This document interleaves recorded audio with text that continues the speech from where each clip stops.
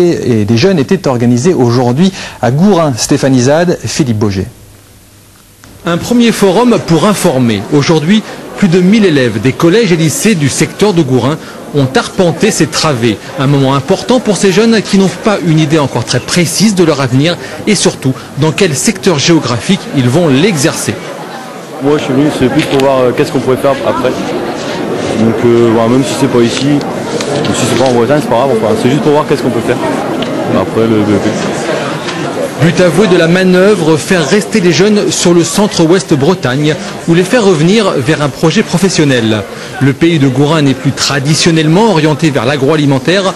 En témoigne le large éventail d'entreprises présentes, informatique, services à la personne, métiers de l'imprimerie et bien d'autres. À mon avis, il y avait un besoin essentiellement de pouvoir mutualiser toutes les énergies du COB et de pouvoir montrer l'entité pays et de dire que ce pays n'est pas vide, que ce pays est plein et plein d'avenir et plein de... Si on n'a pas les formations, au moins on a les métiers.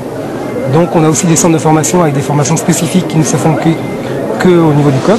Dans cette entreprise d'emballage de carrés, beaucoup de métiers sont représentés, commerciaux, recherche et développement, conducteurs de machines sophistiquées, logistique, transport, autant de professions susceptibles d'attirer des jeunes. La société mène en parallèle de sa production une politique de formation interne très active. Nous faisons partie intégrante, tout en Bretagne fait partie intégrante de ce territoire du centre-ouest Bretagne.